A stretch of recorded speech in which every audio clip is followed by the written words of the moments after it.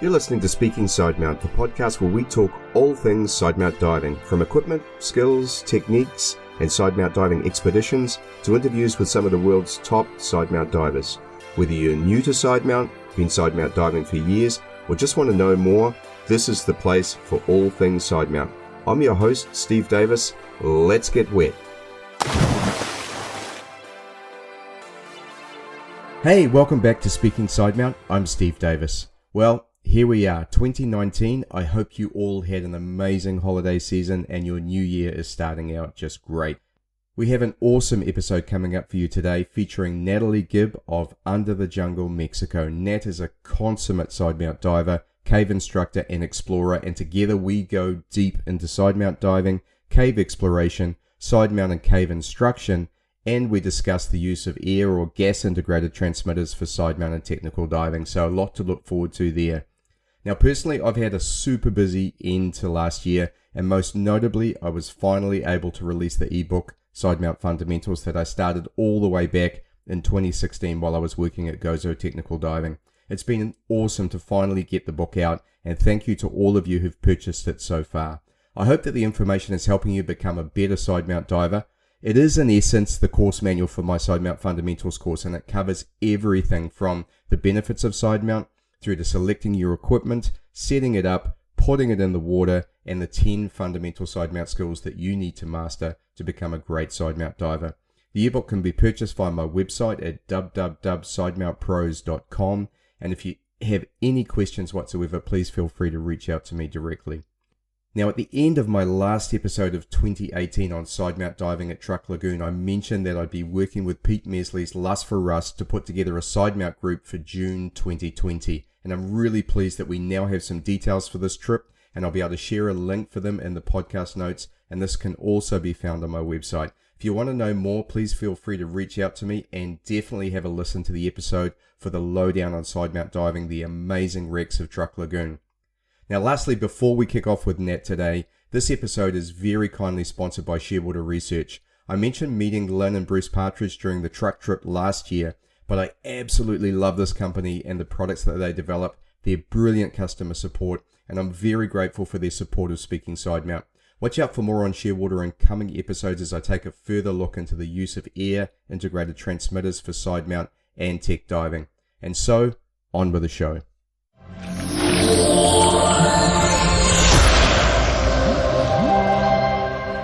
With me today, I have Nat Gibb from Under the Jungle in Tulum, Mexico. And Nat, it's been great to finally meet you. I've known of you for some years, and I'm really, really pleased that we could finally get a chance to speak with each other. Nat, welcome to Speaking Sidemount.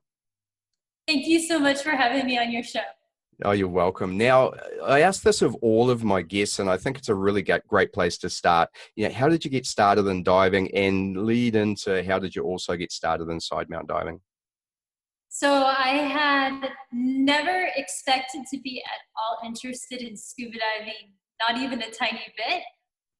My background is in biochemistry, and I started diving on a random solo vacation to the Florida Keys. And I had shown up for about 4 days, and I rented a car having no idea what I was going to do, and I drove south. And I ended up on Key Largo, and I saw a state park, and I thought I like state parks. So I went into the park, and I said, "What can you do here in your state park?" And they said, "You can go scuba diving." And I said, "Great, I would like to try to go scuba diving." And they said, "Wonderful, here's an open water book. Read this and come back tomorrow." And I did.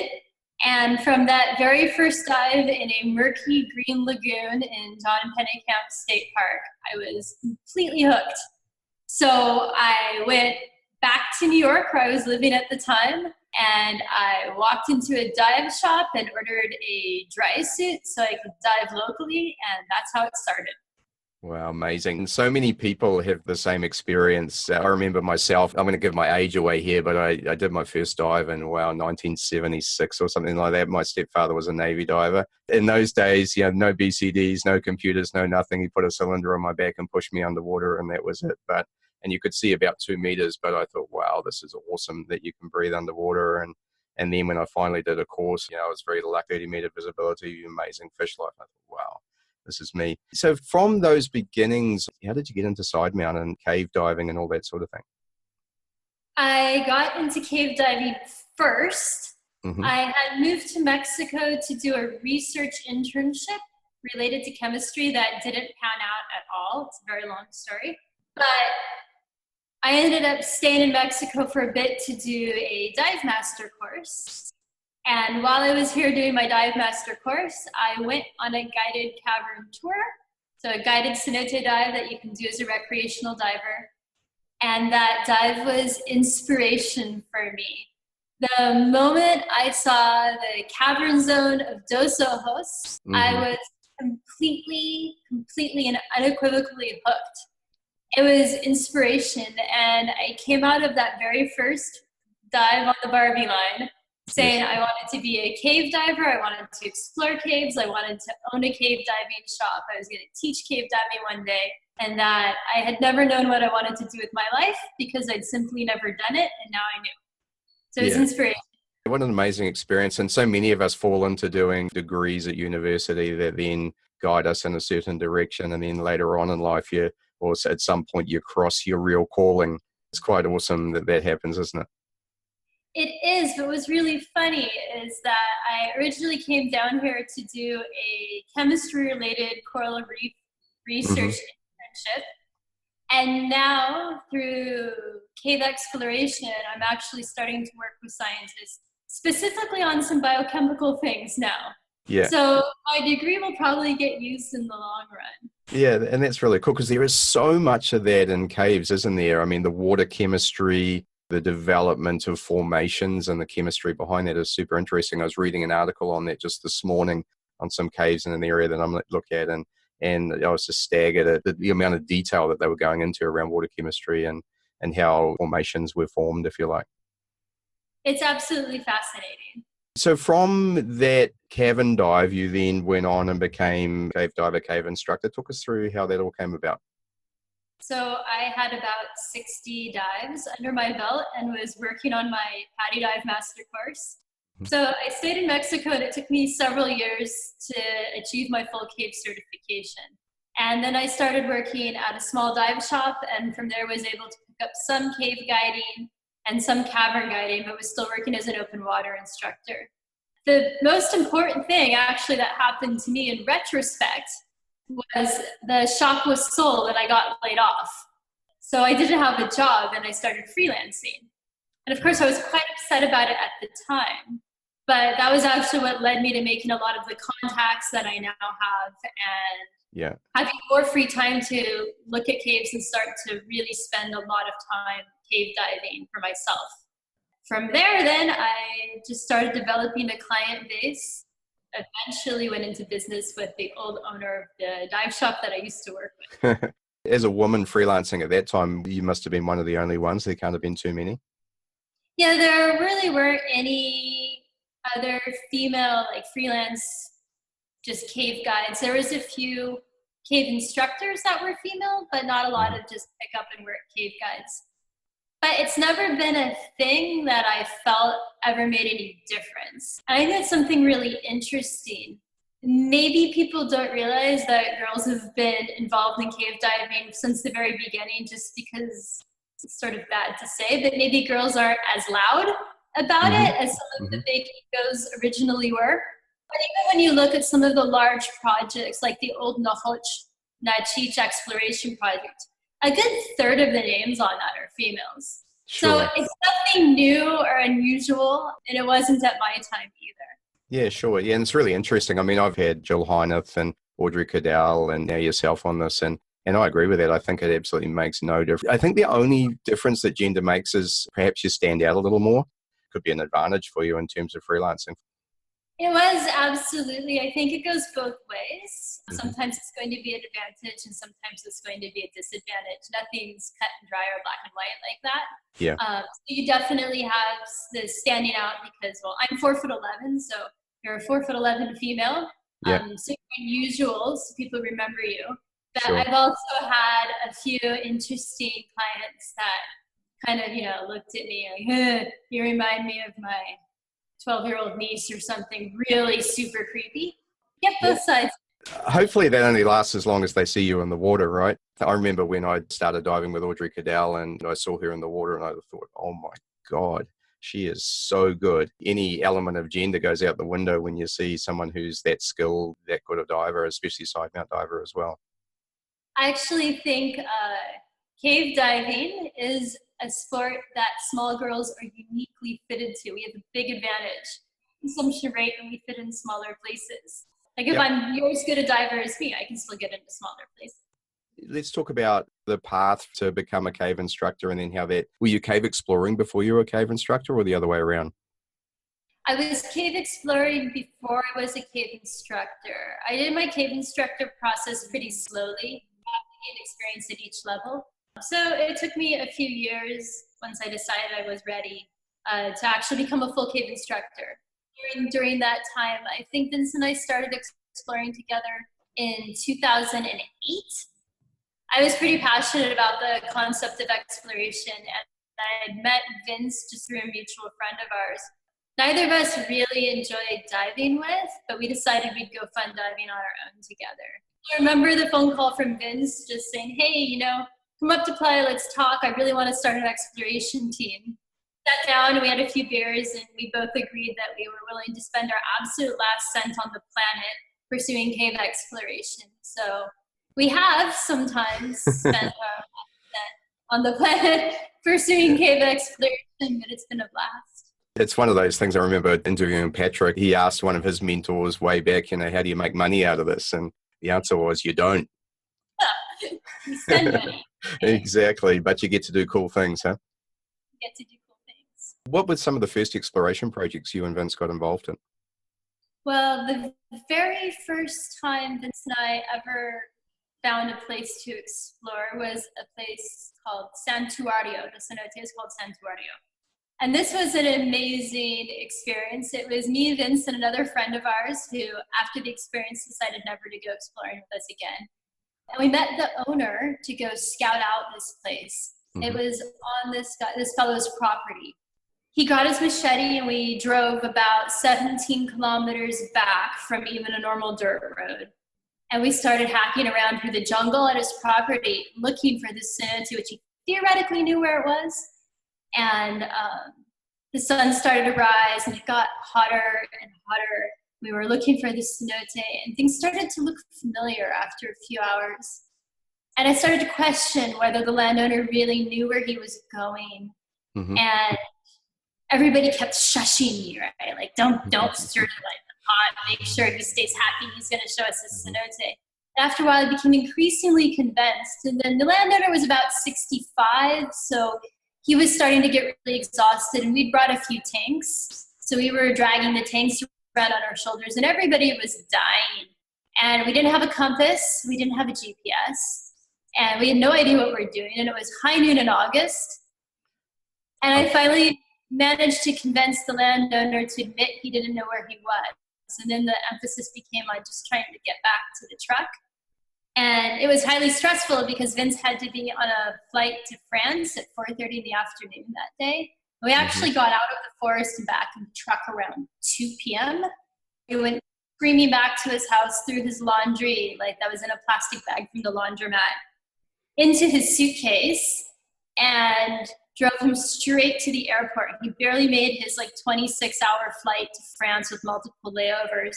He was covered in mud when he got on the plane. And I guess 2 days later, he called me to tell me that he had picked something like 36 ticks off of him once he finally got to his parents' house. So he didn't want to be sitting next to Vince on the airplane that day. And it was a bit of a disaster, but we actually did go back there. And we did manage to lay our very first line in this place called Santuario. And it didn't really go anywhere. It was just a sinkhole that kind of pinched down.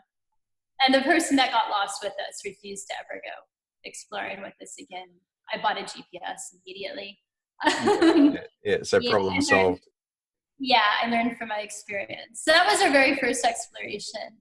There I started exploring out behind the town of Akumal quite a bit, which is where I actually was living at the time. So I was living in Playa when I met Vince. Somebody I had met through freelancing had an apartment complex in Akumal and was looking to fill it. And I was absolutely sick of Playa apartments. So I decided I would move to Alcomal, literally because there were not very many caves reported behind Alcomal. And I thought that there should be caves behind Alcomal because there's a freshwater outlet along the coast there. And so I moved to this little town because I thought there should be caves. Yeah. And the very, very first day that I moved there, I took my dog for a walk in the forest just to get her outside. And this little Maya guy hopped out of the jungle and said, "Are you looking for cenotes?" And I said, "Yeah, actually I am." And so before I knew what was going on, I had my dog and me on the back of his ATV, like clutching the luggage rack and flying through the forest. And we went out and met a landowner that very first day I moved to this town. And that landowner had a cenote, and that became our first like real project where we laid several kilometers of line, which was called Tatich.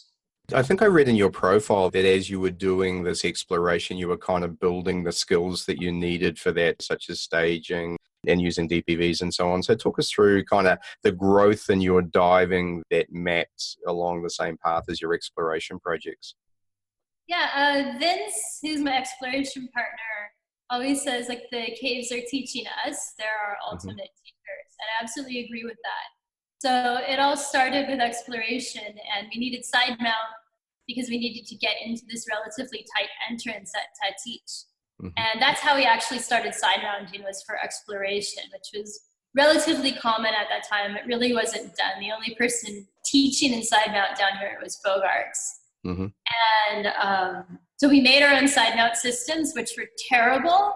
I wouldn't recommend doing that. And pretty quickly after that, I went and bought a razor. But at the beginning, we actually made our own Sidemount systems so that we could fit through this tight entrance in Cenote Tatich. And we got fairly comfortable with Sidemount that way. We taught ourselves quite a bit.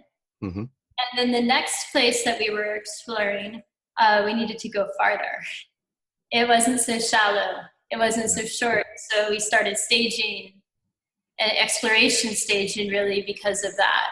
And then it moved on to needing to go even farther in these places. And so we had to buy DPVs because we couldn't carry any more stages. And then it went into further and further things. And I did my Trimix course, honestly, only about 2 years ago now, because we were finding these deep sinkholes out in the middle of Yucatan. And so I need to be able to go to the bottom of them. And of course, now the most thing that we're really going to have to learn now, which we're both signed up for courses now, is just a cave rebreather stuff, because we've got some microbial caves where we breathe out, lots of microbes fall down on you. And so just to reduce environmental impact and improve the conditions, it's going to be a lot better to have rebreathers for this purpose.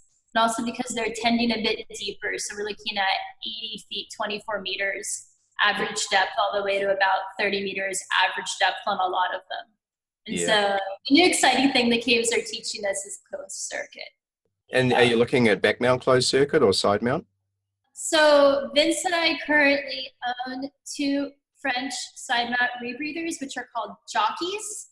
They're not anything that has like a full-on training program. So we're going to do certifications on a variety of rebreathers, both back mount and side mount, and apply that information to these, which are relatively similar, I guess. One of the more similar things would be like a sidekick. Right.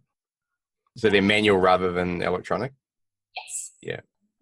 So we're going to do that. I'm going to take some JJ training, which I'm very excited about. Because why not start with what's reputed to be the best? Right? Yeah, this is the thing, opinion is so divided, and there are so many great units out there, and then trying to figure out which one suits the type of diving you want to do. You need the wisdom of Solomon almost. It's interesting. So far on Speaking Sidemount, we've spoken to Steve Bogarts and Jill Heineth on the Liberty, Gary Dallas on the SF2, a couple of divers now, Brian K. Cook and another diver who's coming out on the KISS sidekick, and they've all got their benefits, and so it's going to be interesting. I'm really looking forward to having a bit of a play on the sidekick soon and figuring out how that works for me.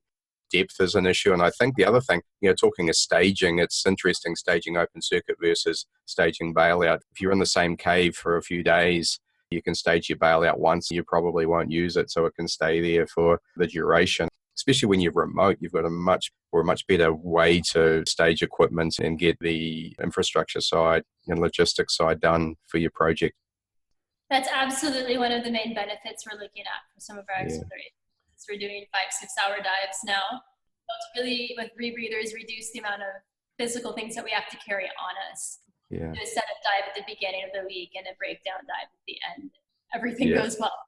I found a cave system just last week. I'm keeping it to myself for the moment. It was about 40 minutes through the jungle and then mega steep climbs over really jagged rock. And then you enter the dry cave area, and then you've got a bit of dry caving to do before you get to the water to get open circuit equipment into this. Maybe the first year, just have a look, we can do something. But I think the exploration of something that far out really needs closed circuit and the ability to carry less equipment and stage bailout rather than staging cylinders. So yeah, interesting. So from those beginnings, what sort of projects are you working on now?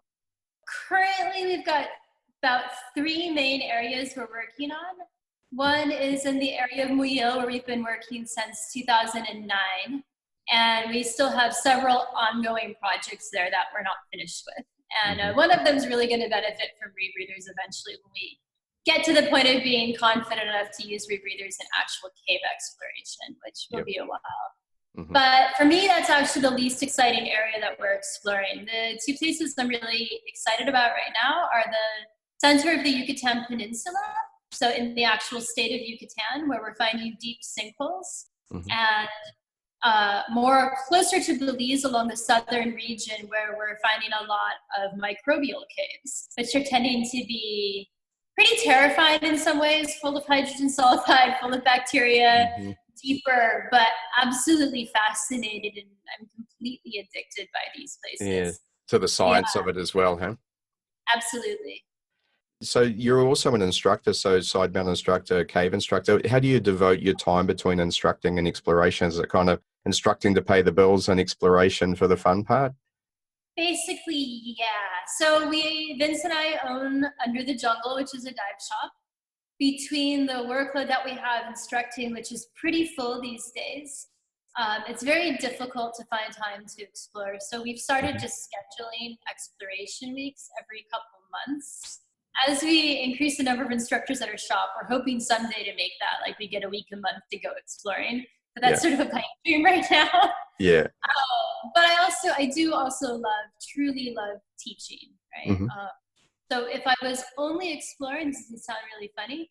If I was only exploring, it probably wouldn't be as fun. I really enjoy taking the information I've learned from exploring, sharing it with my students, applying it to my courses.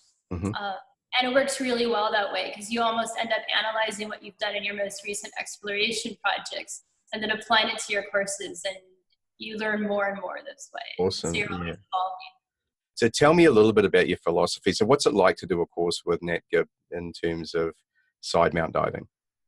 I guess the main philosophy that we would have for any course that we teach is that your fundamental skills need to be very strong. Not necessarily when you come into the course, but by the end of the course. So the most important thing and the hardest thing, in my opinion, for a diver to learn to do is just to be still in water. And from having a solid platform, from being able to be still, then everything else can happen, right? Because from being still, then a kick is just a movement of the fins, right? From being still, then an air share is just a movement of your arms. So we work really on base skills first, fundamental skills, trim, buoyancy, breathing. Everything comes down to breathing in the end, right? And then from there, building a solid base of skills. And when people train with us, both me and Vince, it's not like a 4-day course or whatever course. We do days of training, and the days are often quite long as the student's okay with it. And it just takes as long as it takes to get them good, right? We try not to cut corners, and we try to make them as good as we can possibly make them, right? That's how you make divers, isn't it? It's not about certification necessarily. It's about training and learning the right way. And I agree 100%. I kind of use the term stability, but it means still, or Gary Dallas calls it the hover, but it's the same thing, right? It's basically being able to be still in the water column, in trim, balanced, and then be able to execute whatever skills you need to do, whether it's the diving skills or whether it's some sort of emergency drill at the same time or handling equipment or so on.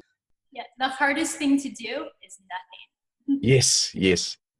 So we talked about Sidemount courses. How does that then develop into you teaching someone to become a cave diver? So for me, the cave course is the cave course. Sidemount would be a preparatory course to the cave course. So either back mount fundamentals or what I would consider side mount fundamentals are taught prior to any beginning of cavern or cave training. The equipment configuration is just the equipment configuration that they're using to do that course, right? Right. So it's side mount first and then the overhead skills. That needs to be unconscious so that you're not concerned with your equipment at the time that you need to be now focusing on the things you need for the environment that you're entering. You can't learn side mount and cave at the same time.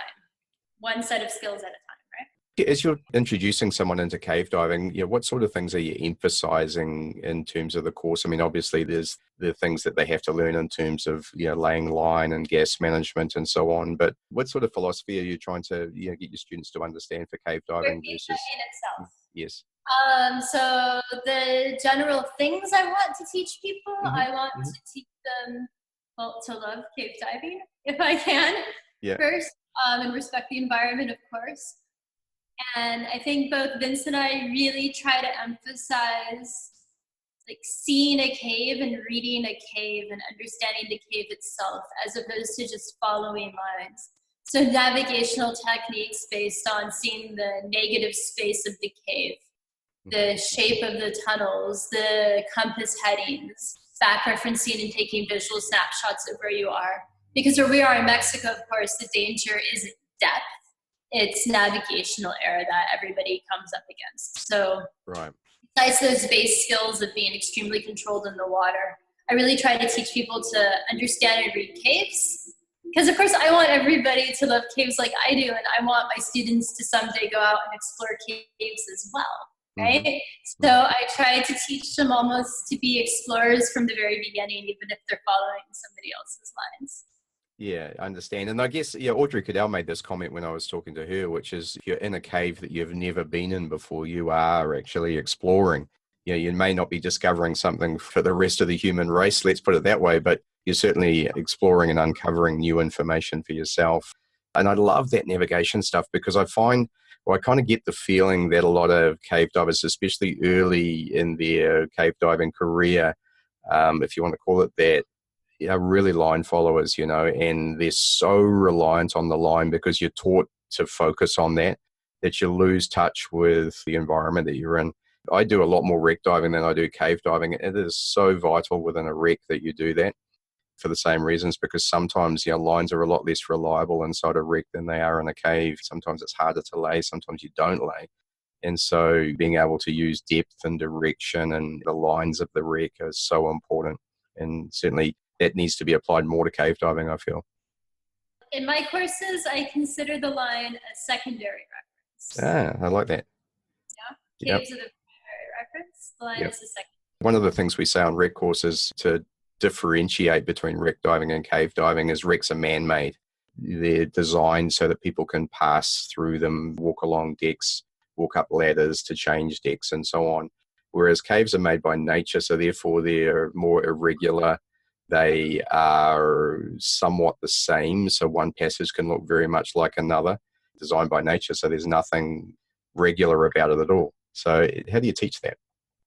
I think like anything, it's just becoming familiar with the environment. And of course, that's not something that you will have necessarily at the beginning of your career as a cave diver. So most people approach cave diving from being divers and wanting to become cave divers. So we'll talk about those people first. The people who are divers first and becoming cave divers second don't have a strong background in cave geology or understanding caves.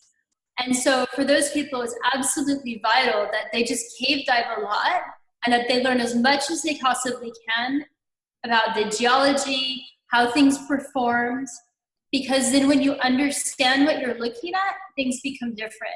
It's like walking in the forest in Mexico. I don't know the names of all of the trees. So if I go walking with one of my porters, I will get lost. But the porter can just go, right? He has the second sense. And it's not because I'm bad and he's good. It's like he grew up in the environment. So he's noticing a chakaha tree next to a mango tree, and that's weird. So that's a reference. And so these little details start to stick out. So to learn to navigate caves well, I think the most important thing is to understand and learn as much as you can about the way they are formed and the environment. That, of course, takes time in the water, which is why in our courses we try to emphasize that people really should be gaining experience between the different levels if they can. For me, a good amount of dives between, for example, intro to cave to full cave would be, 30 to 50 dives. Try to learn, don't rush the process. Now, the flip side of it is we often do get dry cavers who are learning to become cave divers, right? Yes.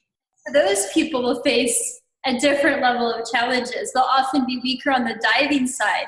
They can come back and almost draw me a map just from swimming through the cave, of the geology of the cave. And from this, we've really learned that one thing that cave divers can do that can really improve their ability to see and read caves is actually to get a little bit at least into dry caving. Do some dry caves where you're not in a time-dependent situation, where you're looking at your buoyancy, your trim, the line, everything else. Go dry caving.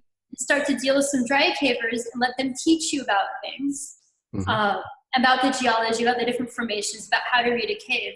And then when you take that information back to the wet cave, you become that much better at navigating a wet cave. And I think that's one thing I've learned recently that can really benefit cave students. So we are actually starting to take people out dry caving as well.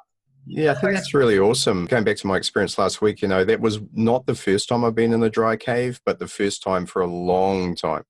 And you know what? I thoroughly enjoyed it as well. And I didn't think I would. It was kind of adventure for me, climbing down and sliding down some of these rock faces. And I'm not much of a climber.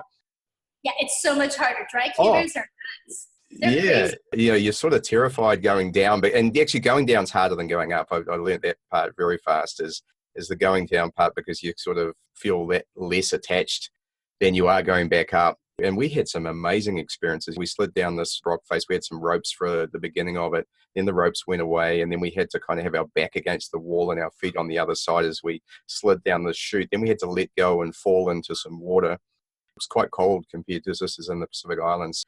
And then we had to swim under a ledge, and we just had a mask and a rashie on. So we were, no fins, because it was so hard to get in there. So we had a 3-meter swim underneath, and we came out to the other side into this beautiful sinkhole. It reminded me of the pit a little bit. It had shafts of light shining through and the blue light in the water. And we had to do that 3 or 4 times. And I'm looking down at the bottom and going, oh my God, there's cave passage everywhere here. Not being able to see where it goes and having no ability to get down to it because I was too buoyant to even free dive down. But it's exciting. And I think it was part of the adventure of doing that. I'm not sure if it's the case in Mexico, but a lot of exploration very much is like that, isn't it? It's, you've got an element of dry caving and you're moving from sump to sump, and then maybe you find flooded passage for a ways. Do you do very much of that? No. We don't. I had my first sort of dry to wet caving expedition this summer with a fellow who's been working down here forever named Peter Sprouse. And he invited me to go and be like the end of the dry cave push diver on some other wet cavers as well. So me and Rory went out for about 4 days and did that. And it's a completely different experience, but I really loved it as well. Yeah. And it's really fun to camp out in the forest with a bunch of people. Sometimes you get to camp inside the cave as well. I'm not so sure about that, about living underground for days on end. And also I'm not so sure about lugging the equipment. When you're the invited wet caver, they actually all helped us. You're born for diving duties, not carrying. Yeah, we were on diving duties. So actually I felt like a little princess. Amazing. That would work for me too, trust me. It was great. So that was a really amazing experience, and I actually do want to do a lot more dry caving in the future as time allows. But here in Mexico, the water table is so high that we don't have as much opportunities for dry cave to wet cave exploration as we do wet cave exploration. And so it's sort of a thing that exists, but it's less tapped. Yes. Which is really a shame, actually. There's a lot to be done on that side of things as well if you're willing to haul your teams. It's an interesting point too, isn't it? Because you talk about your students and your hopes for them that they become cave explorers. And we sometimes think that there's, some kind of limit on what's available. There's new caves being found and new places all of the time. Jill Heineth made the point when I was talking to her that Ginny Springs, the line's still being extended at Ginny Springs, one of the most popular cave diving spots in the world. So it's incredible, really, isn't it? I think we haven't even scratched the surface of what we explore as cave divers on the planet. And I think I personally will be explored in Mexico and not be done in my lifetime. Yeah, indeed. Have you done any exploration projects outside of Mexico? No, not yet. We may have technically been in Belize at one point on one of our projects. But you think you crossed the border? I think we crossed the border underwater once. No passport control there, I assume. Not yet. Yeah, it's interesting. I mean, how much money is going into space exploration right now, and rightly so, and yet the government's not really involved in what we do. I think it's a good thing, right, that we can go out on our own. Not need the government involved in what we do. No. Oh. So one of the other things I mentioned how I'd seen one of your videos with you and Vince diving a while ago, and I loved it. I loved the humor and having your dog on there, who I can see in the background there as well. I thought it was awesome. And I think I saw that you were the face of the Terek video. Yeah, that was pretty fun. I wasn't really expecting to be that featured in the Terek video, but it worked out. It was cool. It's an amazing piece of equipment. I've got one on my wrist here right now, and I'm loving it. It was really cool to watch as I was unboxing the Terek and reading the manual and so on. I watched the video and I thought, it looks like Nat there. and it's a really nice production too. I thought it looked cool.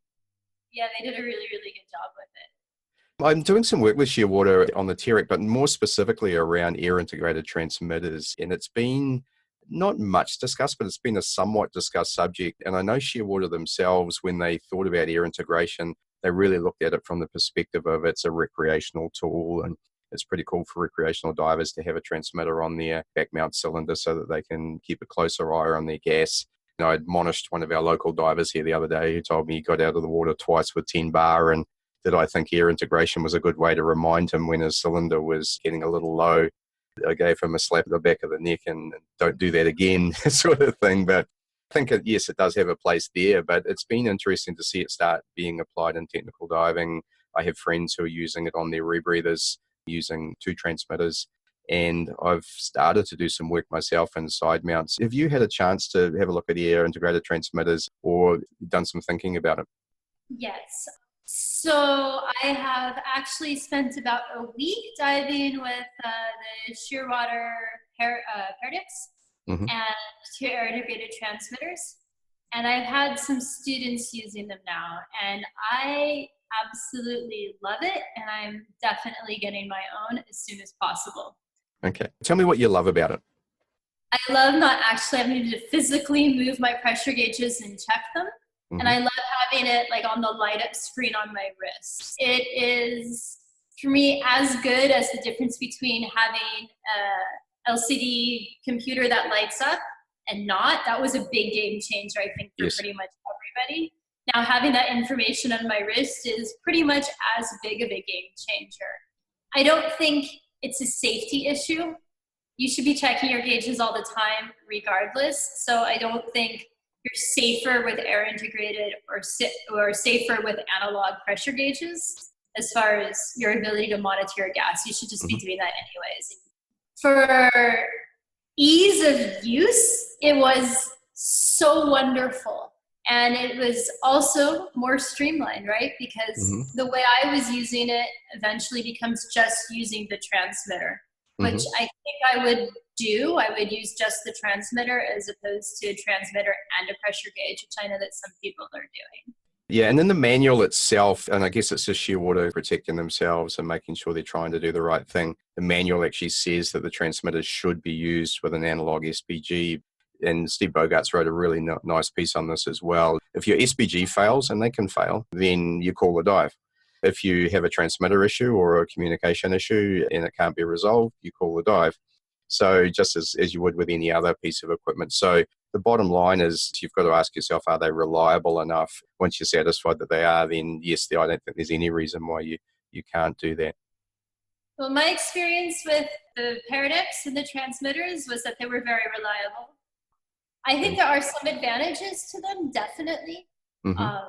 One advantage that I see is if you are just using the transmitter, then you're removing failure points, which is always something tech divers like, right? Mm-hmm. So from a tech diver standpoint, we try to minimize failure points. Mm-hmm. So by putting a transmitter on the first stage, I now have one O-ring that can fail, as opposed to two O-rings in the SPG, the O-ring on the high pressure hose and the high pressure hose itself, as well as the SPG.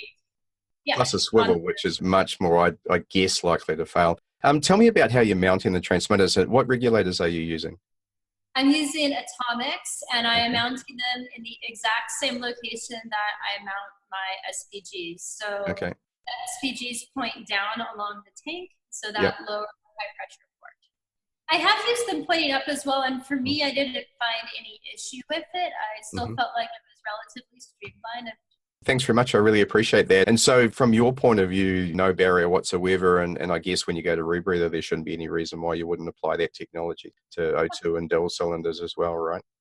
Yeah, I mean, it's just like anything else. I see some potential problems with it, right? One would be if you lose your computer, then you lose the ability to read your gas, right? Mm-hmm. So losing your computer becomes like a cross-the-board failure problem, right? That, of course, could probably be fixed by just making sure you have enough battery in your computer for the dive, which you should be anyways. So you can see some pros and cons for anything, and I definitely will be carrying 2 analog pressure gauges on hoses just ready to go in my toolbox. So if I absolutely can't get things to pair, I just flip them out and go. Yep. But I carry 2 extra SPGs with pressure gauges in my toolbox already because my normal SPGs fail. So it's not really changing anything. Here's the other thing too. I mean, provided you haven't breached a gas rule, whether you're diving 3rd, 4th, 6th, or whatever it is, at the point of failure, you should be able to turn the dive with no problem, right? Yeah, you can still get out. You should be reading your gauges on the way out. The point of turning, you shouldn't need to read your gauges to know you can get out safely. And if you have a failure up to that point before you turn, then you have more than enough, more than twice the amount of gas you need to get out. Excess of gas at that point and you're leaving. So you turn with your first failure always, right? Yeah, no, I hear you. And I play a little game on my courses as well, because I kind of teach my students that you mentally should really know what the gas is in your cylinders at any given point in time anyhow.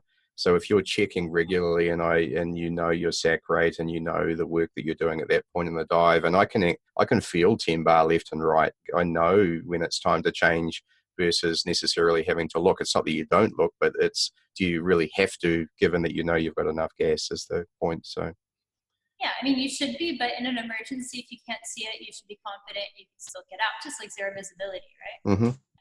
And I think there's a lot of pushback against it, but I think as well, tech divers have always been highly resistant to change. Probably for good reason, because if the change is bad, it kills you. There's not a lot of wiggle room in tech diving. We've seen this over and over again, the push against Sidemount diving for initial level cave training, the push against, I used to get a lot of flack for using a primary light that didn't have a canister. How could you do that? You should have a canister light. This has been going on forever. I mentioned the 70s earlier in the dark ages, but BCDs were considered by some divers to be dangerous at those times because you could have a runaway ascent. When computers first came out, why would you rely on a piece of technology underwater when you can use tables? Yeah, you need a backup plan. You need a plan to what you're going to do, not if, but when it fails, because everything will fail at some point. And as long as you've got a solid backup plan, go for it. Okay, so I'm inspired to continue my journey into integrated transmitters, so thanks very much. What else can we talk about? I don't know. What do you want to hear about? I want to hear about diving and cave diving in Mexico and what you do and so on. Do you want to talk about Under the Jungle a bit? Okay. Under the Jungle is me and Vince's dive shop. Vince is my exploration partner. And we opened it a little under 3 years ago. It's been sort of our dream since we met in 2008 to have this dive shop together. And we do exclusively cave overhead and tech training.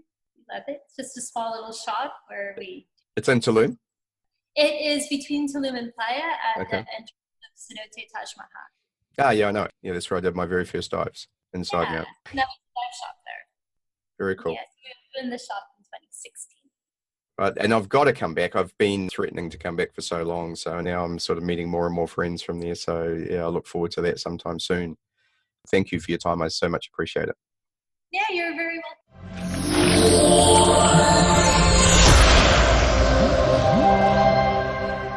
Wow, what a great interview. I want to thank Natalie Gibb again for joining us on Speaking Sidemount and sharing so much fantastic information on sidemount diving, cave exploration, and also the discussion that we had on air integration. I think that was awesome. So thanks, Nat, and hope to have you join us again some other time on Speaking Sidemount.